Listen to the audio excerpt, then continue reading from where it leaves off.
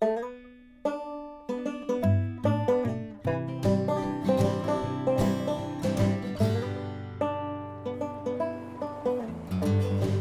love to dry fly fish, and when I get to a river and I want to dry fly fish, I'll sit down on the bank, I'll kind of ready my gear, tie in some tippet, and I'll watch the water. I'll look for rising fish, I'll look for insects, I'll look for birds flying around that are taking insects, and I'll do exactly what the river tells me to do. In other words, if I get here in the evening and I see birds flying around like we're seeing, I'll think, oh, probably caddis, but I'll look for caddis shucks, I'll look for some adults, I'll look for some emerging caddis, and I'll tie on the appropriate pattern. By doing just a little homework, you can prepare yourself for those kind of emergences and that kind of dry fly fishing. So I'll sit on the bank, I'll look for some duns or spinners. This morning when we got here, I saw a big tail come out of the water. That indicated a fish feeding on a nymph that's just prior to emerge. I love to do what the river tells me to do, and it only takes a minute or two to find those clues, to uncover those clues. You're not on the appropriate fly, you walk out and you have a great evening or a great morning of fishing. So here we are, and I'll pick a spot like this to begin my dry fly fishing. Usually fish will lay in these feeding lanes, these foam lanes, these seams. That's where their groceries are going to be delivered. And let's assume we have a good rise of fish right now. I'm going to be fishing Tenkara. My first cast is going to be straight upstream. I love to fish straight upstream. That's straight upstream dead drift. It's coming at me. How I defeat drag is I'll lift the rod like this to take in the slack. Again, straight upstream dead drift. The next type of cast I'll make is quartering up and across. I'll quarter, I'll mend now. I'm mending upstream, putting some line upstream. Perhaps you can see that fly floating very naturally as I mend. That's up and across. There's one other method of presentation in this instance, and that's straight across. And I might cast straight across.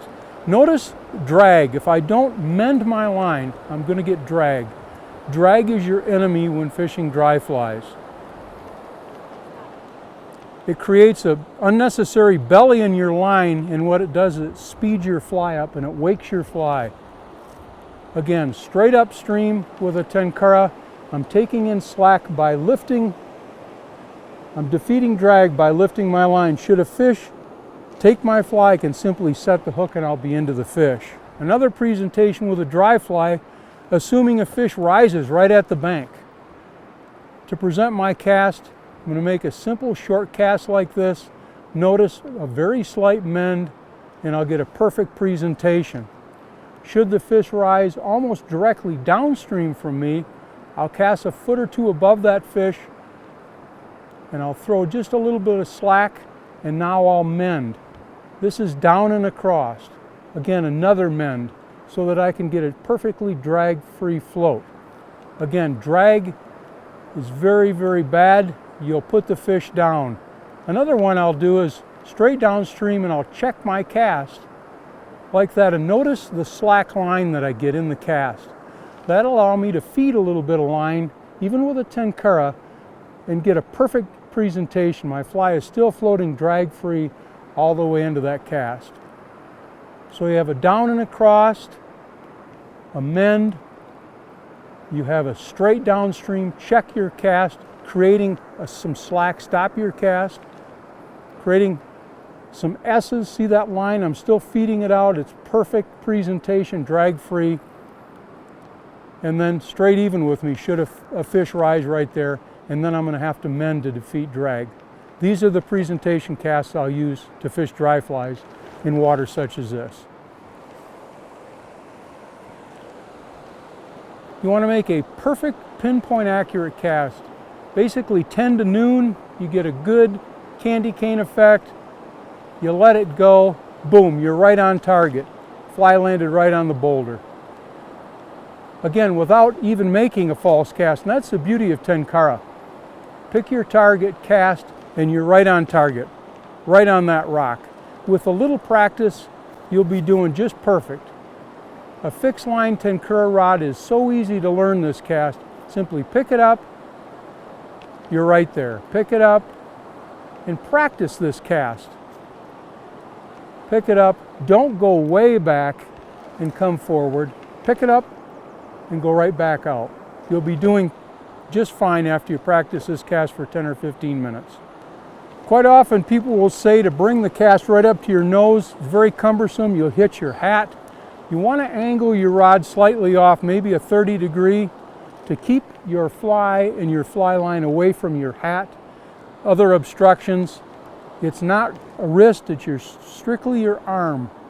If you break your wrist, you're going to cause that problem there. It's all in the arm, there's no power involved. Simply pick it up, bring it back, and if you have trouble, just watch the candy cane develop. Your line forms a candy cane. Just make that 10 o'clock to 1 o'clock. If you break your wrist, if you do this, you're not going to have accuracy. But by breaking the wrist, you're going to cause a big sloppy loop.